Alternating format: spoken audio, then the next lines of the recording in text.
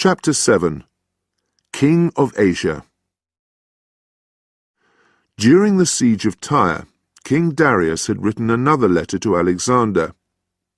He had offered him all the lands west of the river Euphrates, a fortune in gold, and marriage to his daughter. In exchange, Darius had asked for peace and the return of his wife, mother, and children. It was a generous offer, but Alexander had refused it. Darius then realized that he had no choice. He had to fight again. While Alexander was in Egypt, Darius called together a new army. Soldiers came from the farthest corners of his empire, and it was a whole year before the army was ready to fight. Alexander marched from Egypt to Tyre and waited. In his next battle, he wanted to defeat the Persians completely, and he could not do this against an incomplete army. To entertain his bored soldiers, he organized the performance of Greek plays and musical concerts. Then, finally, the Macedonians marched east. By burning the Euphrates Valley, the Persians forced Alexander to take the only other possible route east. This brought him to Darius's choice of battlefield, Gaugamela, in present-day Iraq. Darius made sure that, unlike at Issus, the battlefield was wide enough for him to take advantage of his enormous army. Although Alexander had been joined by new soldiers from Macedonia, Greece, and the Asian Mediterranean coast, these only took the place of the men who had died. Against Alexander's 7,000 horsemen and 40,000 foot soldiers, Darius had 30,000 horsemen and 200,000 foot soldiers to send into battle. At first, Alexander planned to take the Persians by surprise in the early morning. But when it became clear that Darius was expecting them, the Macedonians took time to look carefully at the battlefield. In the center of the field, they saw that spears had been stuck in the ground to hurt any horses that ran at the enemy lines. They saw elephants, a frightening sight for men who had never met such enormous animals before, and for their horses. They also noticed that uneven ground had been flattened to help the drivers of the famous Persian war chariots. Darius had 200 of these chariots, with spears pointing out in front of the horses and long knives fixed to the wheels. It is unlikely that the ordinary Macedonian soldiers were feeling confident before the battle. The following morning, Alexander spoke to his men, and their confidence returned. He called to the gods, "If I am truly the son of Zeus, you will defend us and help to make us strong." Then he led the attack. Horsemen and foot soldiers charged towards the center of the Persian line, then suddenly turned right to an area where there were no spears or elephants. Darius's horsemen from the center rushed to meet them, but they were unable to surround the Macedonians as they had hoped. Fighting hard, the Macedonians drove them back. At the same time, the Persian chariots charged at the foot soldiers in the Macedonian center. But Alexander's archers managed to kill many of the chariot drivers before they reached the soldiers. When a chariot came close, the Macedonians moved sideways, and the chariot, which could not turn quickly, went straight through the hole in the line. The chariots were not causing the damage that Darius had hoped for. On Alexander's left, the Persians broke through the Macedonian defences. But they did not use the situation to their advantage. Instead, they went in search of the Persian royal family and tried to free Darius's mother. Now Alexander took his chance. When the enemy horsemen had rushed to meet the first Macedonian charge, they had left a weak point in the center of Darius's line. Alexander attacked at this point, passing the elephants and going straight towards the chariot of the Persian king. Alexander, it is said, threw a spear at Darius, but it missed and killed his chariot driver instead. Soon, as at Issus, Darius was rushing from the battlefield in his chariot. This time, Alexander did not want him to escape. He took 2,000 horsemen and hurried after him. But the dust made it difficult to see, and many Persians were trying to follow their king as well. In the confusion, Hephaestion and many of Alexander's other friends were hurt. The Macedonians continued the chase at high speed, but Darius managed to get away. With the disappearance of their king, the Persian soldiers were soon defeated. As at Issus, enormous numbers of Persians died. The Macedonians too lost many men, and more than 1,000 horses died in the battle or from their race to catch Darius. Alexander marched through rich farmland to Babylon. Its governor came to meet him and offered him the city without a fight. Alexander entered the city gates in his chariot, riding through streets covered with flowers. The Babylonians, like the Egyptians, had suffered 200 years of unpopular Persian rule and welcomed a change enthusiastically. Alexander was careful not to follow the Persian habit of insulting the Babylonian gods. He gave gifts to the great god Bel-Marduk and paid for the rebuilding of temples which had been damaged under the Persians. He spent a few weeks relaxing in the great city with his army. He probably found time to visit the famous Hanging Gardens, a park planted with trees and flowers on many different levels. Like the mausoleum at Halicarnassus, this was one of the 7 wonders of the world. Alexander left Babylon to be ruled by its Persian governor, who had fought against the Macedonians at Gorgamala just a short time before. Many people were surprised at this, thinking that only Greek speakers should rule Alexander's new empire. But later there were other Persian-born governors. The next great city on Alexander's route east was Susa. The climate there was so hot, it was said, that at midday snakes could not cross the road for fear of being burnt by the sun. But its people gave Alexander a warm welcome, and its great riches made it an attractive destination. After sitting in the royal seat of gold in Darius's palace, Alexander took control of 1.5 million kilograms of gold. His financial difficulties at the start of the war were now just a memory. Then came Persepolis, in the heart of Persia itself. It was natural to expect the Persians to defend their homeland. Alexander led a small group of horsemen and foot soldiers through the mountains to defeat any Persian forces that were defending the mountain roads. The path was steep, narrow, and covered in snow. After 4 days' climb, the Macedonians came to the Persian gates, a wall of rock in the mountains that marked the entrance to the Persian homeland. As they passed, they were attacked by an enemy army which was much larger than their own small group. Great stones fell on top of them from the mountain heights, and they were shot at on all sides by Persian archers and stone throwers. Alexander had no choice. He had to order a retreat. If Alexander left these Persians undefeated, they could attack his main army, led by his second-in-command Parmenion, on its way to Persepolis. There was only one hope of success, but it was very dangerous. With half his soldiers, Alexander followed a local guide along a small path used only by animals and their owners. At night, as the wind blew snow in their faces, they ran through the mountains. In the early morning, they rejoined the main path beyond the Persians' position and took the Persians by surprise.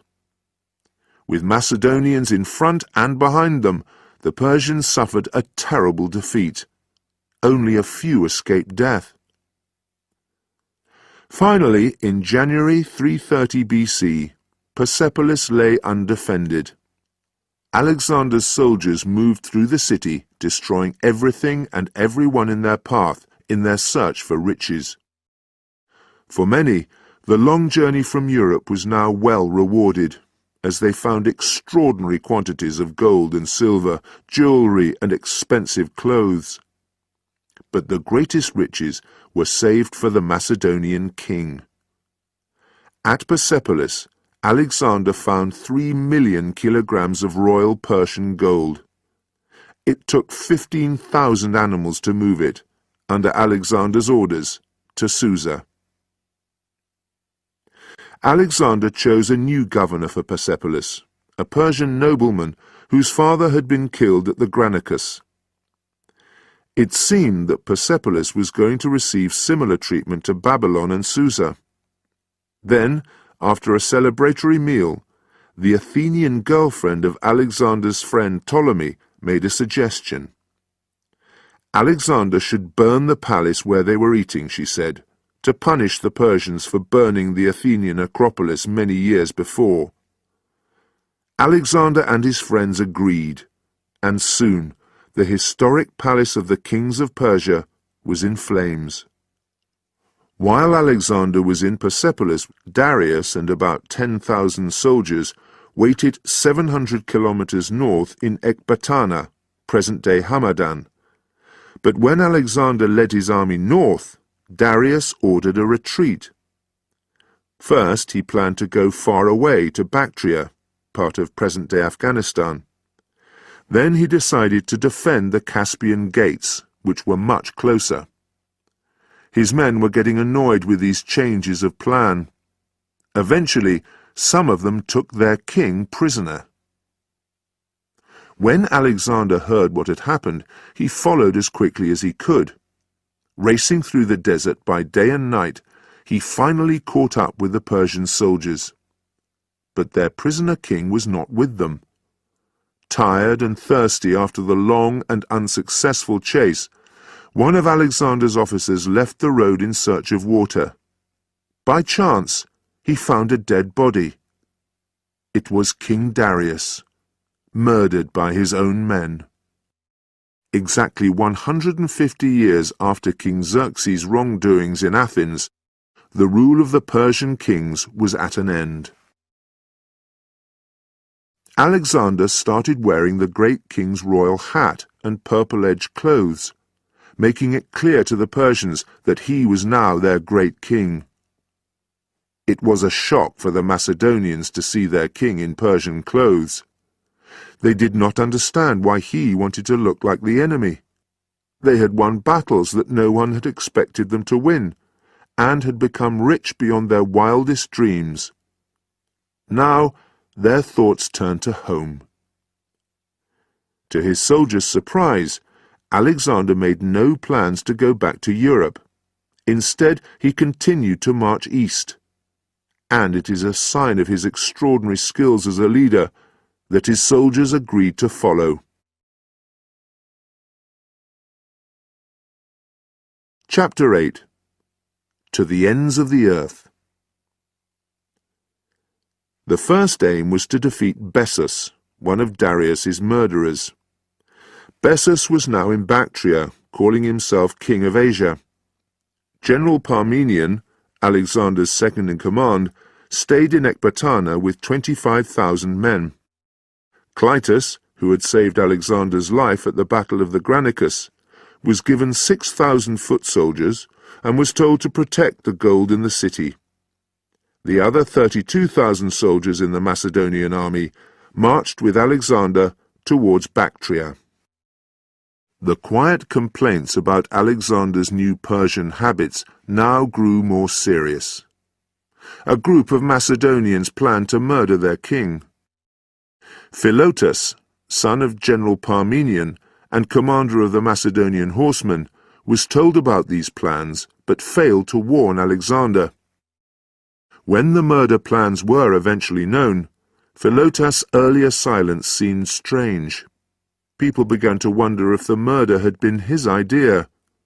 Philotas was found guilty and killed.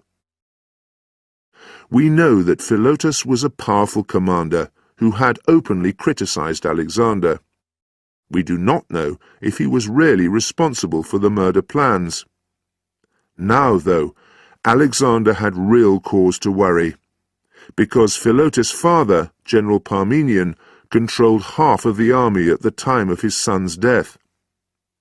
It was possible that Parmenion would turn against Alexander in anger at the treatment of his son. It was even possible that Parmenion himself had made the plans to murder Alexander. Alexander could not afford to wait and see what Parmenion would do. Instead, he organized the murder of this great general, who had been such an important commander in the Macedonian army since the days of Alexander's father, King Philip. After this, Alexander was very careful. His soldiers' letters to their families were secretly opened. A special group of soldiers was formed of people who had criticized the king. In this way, their dangerous views could not spread to other soldiers who were still loyal to Alexander. In future battles, these soldiers fought especially bravely, to prove that they deserved to stay with the army and not be left behind. After these unpleasant events, the Macedonians marched again towards Bactria. Their route took them straight over the mountains now called the Hindu Kush, killer of Hindus.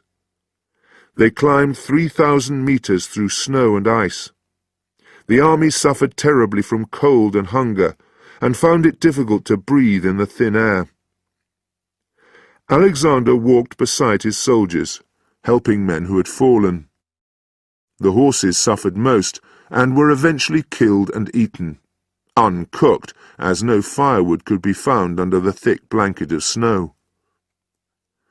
Finally, they arrived in Bactria. Bessus, who had not expected Alexander's winter crossing of the Hindu Kush, decided to retreat beyond the river Oxus. Most of his soldiers left his army, annoyed that he did not want to stand and fight. Alexander took Bactria's capital city, Bactra, then marched in the footsteps of the retreating Bessus. 2 months before, his men were freezing. Now they had to suffer the terrible heat of a stony desert. They travelled 80 kilometers with almost no water. Alexander shared their suffering, refusing to drink a small cup of water that had been found for him. Soon they reached the river Oxus.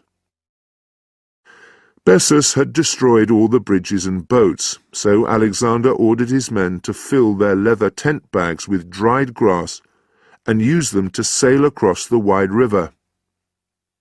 On the far side, they discovered that, like Darius before him, Bessus had been taken prisoner by his own men. Now he was given to Alexander. Alexander sent him back to Ecbatana, where his ears and nose were cut off, and he was later killed. This was the traditional Persian punishment for killing a king. To please his new Persian allies, Alexander was punishing the murderer of Darius, who he himself had wanted to kill for so many years. Alexander now learnt of trouble in the lands that he had already conquered. The people of Sogdiana, present-day Uzbekistan, and Bactria were angry at the way that Alexander's hungry army had taken food and animals from their farms and started fighting for their independence. There were sieges in 7 cities. Eventually the cities were taken, the enemy soldiers killed, and the women and children sold into slavery. Then news came of trouble at the city of Marakanda, now Samarkand. The Macedonian soldiers there were surrounded by an enemy siege. Alexander had to send an army to help them. But the Scythians on the far side of the river Jaxartes seemed dangerous too. He decided to send only a small force to Marakanda and to use his main army to defeat the Scythians. His own battle against the Scythians was successful, and their leaders were soon asking for peace. But in Maracanda, the situation went from bad to worse. The Macedonians were met by enemy horsemen.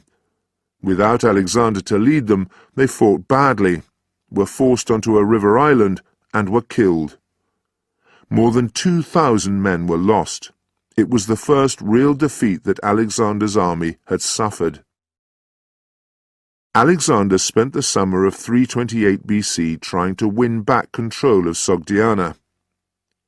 Before he had fully succeeded, a terrible argument started over dinner one night. It was between Alexander and Clytus, the man who had saved Alexander's life at the Battle of the Granicus. It is possible that the argument was about Alexander's attitude to his older commanders, and to his dead father Philip's memory. Since his visit to Siwa, Alexander believed that he was the son of the god Zeus. Perhaps Clytus thought that Alexander was forgetting the importance of his human father. Certainly many insults were exchanged, and in the end Alexander killed Clytus with a spear. In the morning Alexander felt terrible about losing his temper so violently. He went to his tent and refused to come out for several days. But the murder could not be undone. After this, it seems likely that his relationship with his commanders was different. Clytus had been killed because he had criticized the king. Nobody else wanted to die for the same reason. The war, though, started to go better after this. The Sogdians, led by Oxyates, waited behind steep hilltop defences. They told Alexander that they would only become his allies if he could find soldiers with wings. Instead, he chose 300 soldiers to climb the rock face during the night, just like modern rock climbers. They climbed to a position above the Sogdians. When the Sogdians woke up and saw the rock climbers, they thought for a moment that the Macedonian army really had grown wings. They immediately accepted defeat and were taken prisoner. Among the prisoners was Oxyates' beautiful daughter Roxanne. Alexander fell in love with her, and soon they were married. Politically this was a good idea too. Oxyates was a powerful nobleman in Sogdiana, and now he had a strong reason to stay loyal to Alexander. Others were less loyal. Alexander soon learnt of another plan to murder him. Callisthenes, who was a pupil and close relative of Aristotle, and was writing the history of Alexander's heroic adventures, was blamed for the plan and killed. Beyond Bactria lay India, present-day Pakistan as well as India. Very few Greeks had ever been there, but many strange stories were told of this mysterious land. People said that it was rich in gold, which was dug by enormous insects, and that Indian wool grew on trees. Cotton was not known in the Mediterranean area at that time. They said that people lived for 200 years, that there was a tribe of one-footed men, and that to the east of India lay the Eastern Ocean, the edge of the world. Alexander led his army east into India, more for the adventure than to build an empire. By now the soldiers were mostly Asian, not European. Asian Greeks from the eastern Mediterranean, and Bactrian, Sogdian and Scythian horsemen and archers. But his most important commanders were his loyal childhood friends, including Perdiccas, Ptolemy, and Seleucus. His best friend Hephaestion was now his second in command. At first, Alexander was surprised by the warm welcome that he was given. A group of Indian kings asked to be his allies and sent him 25 elephants to use in battle. But other tribes were not as welcoming. One after the other their cities were taken and their people killed, until most of the local kings accepted Alexander as their conqueror. If they did this, they were allowed to continue their rule in peace. But one king, Porus preferred to fight. He positioned his army and more than 100 war elephants on the far bank of the river Hydaspes. Alexander's horses were frightened of elephants, and because it was the rainy season, the river was very deep and fast. Alexander could not cross the river and hope for an easy battle. Every night Alexander's soldiers pretended to start an attack, shouting the Macedonian war cry, "Alalalai!" Every night Porus's men got ready to defend themselves, but as soon as the enemy had got out of bed, Alexander stopped his attack. Soon Porus's men were suffering badly from too little sleep. Porus saw that Alexander had collected enough food to feed his men until the end of the rainy season, and decided that in fact he was not planning to cross the river for many months. He ordered his men not to listen to the nightly Macedonian war cries. Then Alexander attacked. On a rainy night he sailed across the river about 25 kilometers away from the main armies. His boats landed on an island in the middle of the river, not on the far bank. By the time the mistake was discovered, it was almost light. There was no time to go back to the boats. Instead, Alexander climbed onto the back of his horse Persepolis, who walked the rest of the crossing with water up to his shoulders.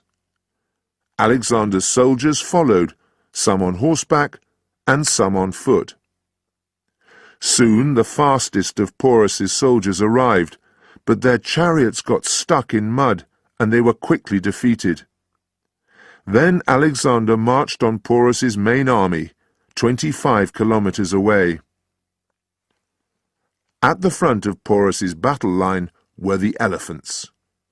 Alexander's friends Hephaestion and Perdiccas led horsemen to the far left of the line, beyond the elephants, and Porus's men moved to meet their attack. Then Alexander sent soldiers to attack their right, which was almost undefended. Soon Porus's army was in a state of confusion, and many fighters used their elephants for protection. While Alexander's archers shot at the elephants' drivers, his foot soldiers cut at their legs. The elephants went mad, picking men up and throwing them violently to the ground. Then, frightened and tired, they walked slowly backwards. The battle had ended. For Alexander, there was just one sad result of the battle. Persepolis was hurt by Porus's chariots soon after he had crossed the river. A few hours later, he died. Alexander built a new city on the banks of the river and called it Persepolis, in memory of his much-loved horse. Alexander's army continued east, through the mud of the Punjab's rainy season. When rivers broke their banks, the men had to escape the water in local hilltop villages. The snakes of the area did the same, and many men died from the poisonous bites of snakes hiding in tents, clothes, and cooking pots. They reached the banks of the river Hyphasis, and at this point a local king gave Alexander some unwelcome information. They were still a long way from the Eastern Ocean, which, for Greeks, meant the edge of the world. To get there they had to cross the river Ganges, more than 5 kilometers wide, and fight the powerful king of Magadha and his 4,000 elephants. Alexander was not especially worried by this news. He had defeated elephants before, and destroyed an empire greater than Magadha's. He called his men together and told them about the adventures and achievements that the future held. But his men greeted his words with silence. Some of them had marched 18,000 kilometers since they had first arrived in Asia. They had not seen their families for 8 long years, and after 3 terrible months of rain, they were muddy, wet, and tired.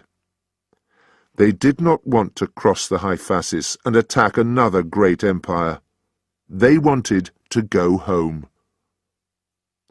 Finally, one of the commanders told Alexander their feelings. Soon, all the commanders refused to continue east.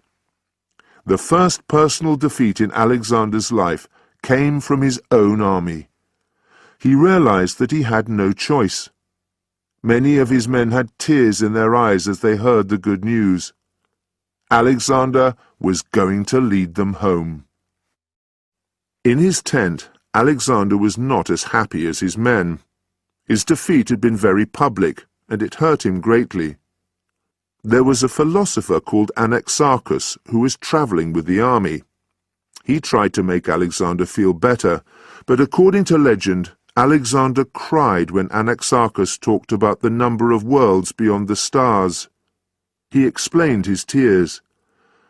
"There are so many worlds, and I have not yet conquered even one." Chapter 9. The Last Years. Alexander refused to go back the way that he had come. His taste for adventure was satisfied a little when his men agreed instead to build boats. They planned to follow the Hydaspes and Indus rivers south to the Arabian Sea. The journey started well, but it was difficult to sail so many boats on unfamiliar waters. When the river was too fast, the boats lost control, and many crashed into each other and broke. On one occasion, Alexander had to swim for his life. Alexander wanted to conquer all the tribes that he passed. The Maloi, who lived in and around the city of Multan, caused him the most trouble. With a small force, Alexander surrounded Multan. Then he led an attack on the city walls. He climbed a ladder and jumped down inside the city. But the enemy managed to break the rest of the Macedonian ladders, and only 3 of his bodyguards were able to follow him. They fought bravely, but they were attacked on 3 sides. Other Macedonians arrived as quickly as they could, climbing on each other's shoulders to get to the top of the walls. But when they reached their king, he had a metre-long arrow deep in his chest. They defeated his attackers, then carried him away on his shield, but they had little hope that he would live. The Maloi were killed, men, women, and children, and the other tribes rushed to accept defeat peacefully. But news reached the main army on the river that Alexander was dead. When he finally arrived, not only alive, but able to ride and walk, they cried with happiness. They thought that Alexander must truly be protected by the gods. Alexander's soldiers fought bloody battles against the Brahmins, which brought the total number of Indian dead in the last 6 months to 250,000. Then the rainy season began again, and there were terrible storms. When they finally reached the Arabian Sea, they gave thanks to the gods. They did not know that the most difficult part of their journey was still ahead of them. 200 years before, the Persian king Cyrus the Great had lost a whole army in the Gedrosian desert. The desert, now called the Makran, covers 62,000 square kilometers of present-day southern Pakistan and Iran, and their route led across it. Alexander led a force by land, carrying water for the men who sailed the ships. Alexander's friend Nearchus was in charge of the ships, which brought food for the land army. It was impossible to pull enough food for everyone through the sand of the desert. The sailors and soldiers needed each other. But the storms of the rainy season delayed the ships after Alexander's army had already entered the desert. Then the local people started fighting, and the ships were unable to take on board all the food that they needed. In the desert, the sand was deep, and the soldiers' legs sank into it. It had been blown into steep mountains and valleys, so every kilometre felt like 10. Occasionally they came to a watering place. There, thirsty men dived into the water and drank so greedily that they died. The expected rains came late, and when they did, they arrived very forcefully. Most of the women, children, and animals following the army were washed away and killed. The Gedrosian desert was a hell on earth. Soon the men started to die of hunger. If they left the army in search of food, they were likely to be killed by poisonous plants or snakes. Then they discovered that their guides had lost their way. Eventually, 8 weeks after entering the desert, they came out on the other side. But the desert had proved a much stronger enemy than an army. Tens of thousands of men, women, and children had died on the march. At this time, Nearchus and the ships were only just leaving India.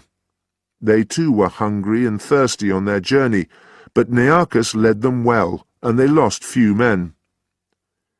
Eventually, the ships reached Carmania, in present-day southern Iran, on the far side of the desert, and Alexander was there to welcome them. There were wild celebrations. Sailors and soldiers were together again, and they knew that they were lucky to be alive. When Alexander had marched over the Hindu Kush, few Persians had believed that he would ever return. Since then, there had been stories that he had died in Multan or in the Gedrosian desert. They were very surprised when he arrived at Carmania, an easy march from Persepolis. Few of the conquered lands had stayed loyal in the 6 years since the Battle of Gaugamela. Some governors had become disloyal as soon as Alexander had left. Others, including the governor of Babylon and Queen Ada of Caria, had died of illness or in battle, and disloyal men had taken their place. Many Greeks and Macedonians had been left as the populations of Alexander's new cities. Some had hated their new life and killed their governors.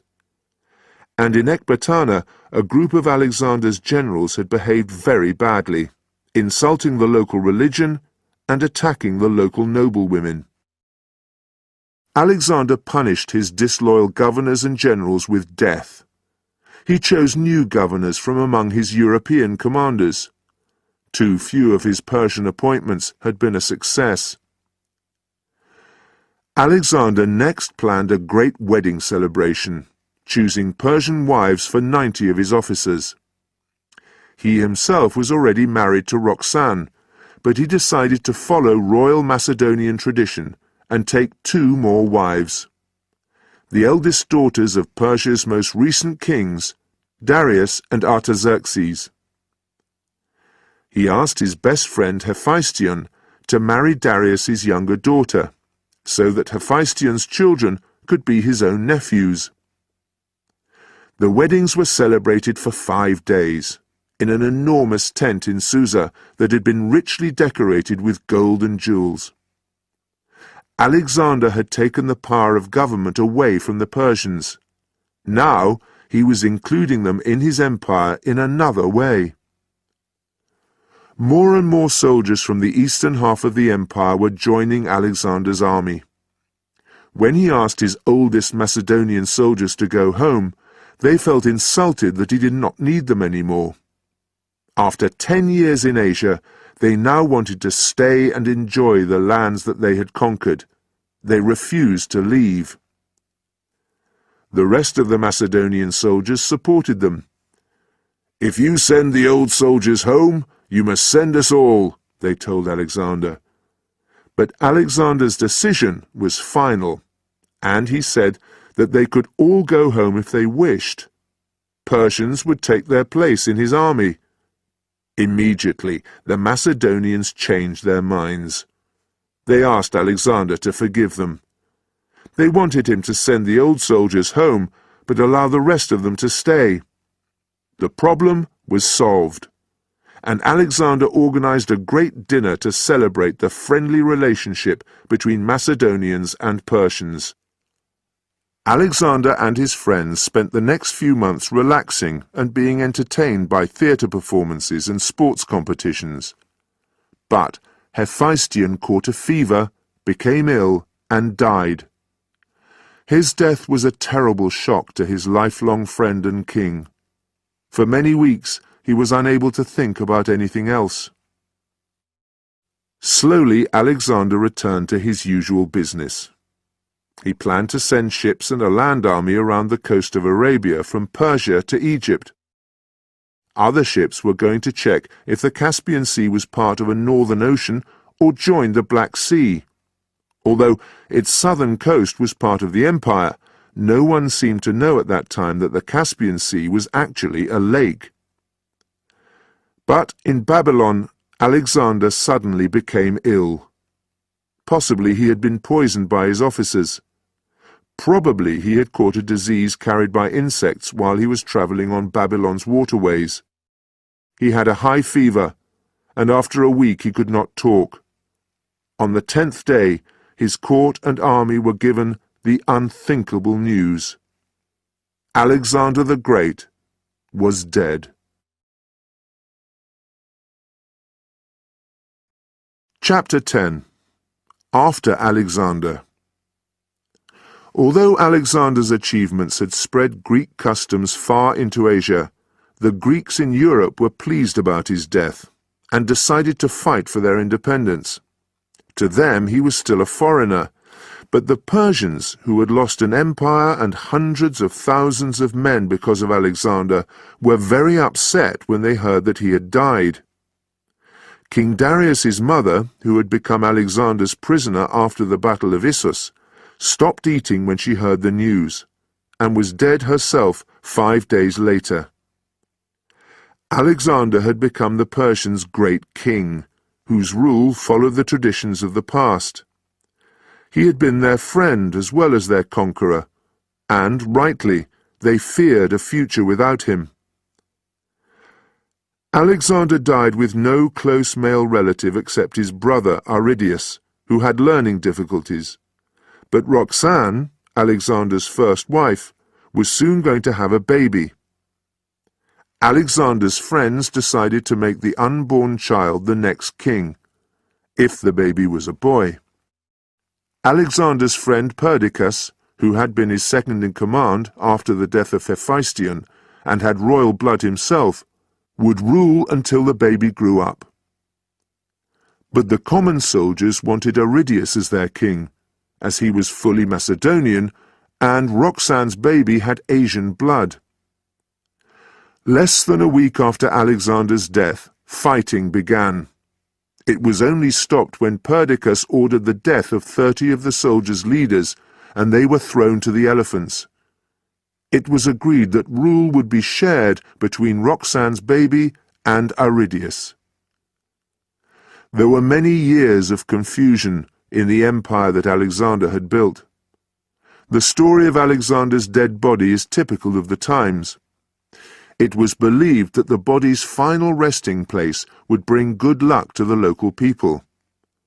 Perdiccas ordered his men to take it from Babylon to Macedonia in a box of gold. But Ptolemy, who had been a close friend of Alexander and had recently made himself king of an independent Egypt, took the body in secret to Egyptian Alexandria, where it stayed for hundreds of years. During the years after Alexander's death, Roxanne poisoned Alexander's other wives to protect the power of her baby son, also called Alexander. Perdiccas ruled for a short time, until he was murdered by his bodyguards.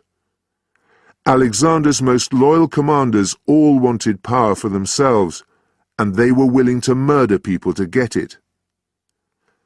Antipater was the general who had controlled the Macedonian army in Europe while Alexander was in Asia. When Antipater died of old age, his son Cassander took control of Macedonia. Alexander's mother, Olympias, was officially in charge of Macedonia and tried to protect her power. She murdered King Aridius, her husband's son and Alexander's half-brother, and defended herself in the Macedonian town of Pydna. But Cassander put the town under siege. After 9 months, she had no food, and she died proudly. Cassander then killed Roxanne and her son, who were visiting Greece, and made himself king of Macedonia. The Macedonians soon sold the lands that Alexander had conquered in India. They received 500 elephants for them. Many years later, these lands were reconquered by the Greek-speaking kings of Bactria, whose family had been started by one of Alexander's Macedonian governors. After years of fighting, two of Alexander's commanders controlled most of his empire. Ptolemy was king of Egypt, and Seleucus king of the Asian Empire. The families of both men stayed in power until their lands were conquered by the Romans in the 1st century BC. All over Alexander's empire, Greek-style cities had been built. Their populations were mostly European, and became perhaps more Greek in their habits as the years passed. In some areas, they preferred to marry their sister, niece, or granddaughter than to join their family with the foreigners that surrounded them. Each city had a gymnasium and held sporting competitions and theatre performances. In Afghanistan, buildings and works of art have been discovered which copied exactly the artistic styles of Greece. The works of Homer, Plato, and Aristotle were read and enjoyed in India and even across the sea in Sri Lanka. The greatest of Alexander's new cities was Alexandria, the capital of Egypt under the Ptolemaic kings. While many parts of Alexander's empire suffered from continued fighting, Egypt lived in peace and grew in power. Its economy was very successful. From Alexandria, ships took paper, medicines, jewelry, and art all over the known world. The Ptolemaic kings mixed Greek customs with Egyptian traditions, and built temples to both Greek and Egyptian gods. They were very interested in literature, philosophy, and science, and invited the most famous writers of their age to live in Alexandria. Out of this collection of great men grew a great idea. A library that brought together all Greek knowledge and included every book that had ever been written. At its largest, this library held 50,000 books. Not a lot compared to the great modern libraries, but in a world before printing machines, this was an extraordinary number. Among these books was a growing collection of histories of Alexander's life. Some of them were interested in the facts, others told romantic stories that were completely untrue. They said that he and his warhorse Bucephalus each had 2 horns on their heads. They told of strange flying machines, a valley of diamonds, and the secret of immortality. Alexander's legend was told from Iceland to China. In death, he travelled far beyond the borders of his own empire. Over the years, interest in Alexander has been shown in many different ways. He appears in the book of Daniel, which was written in Hebrew in the 2nd century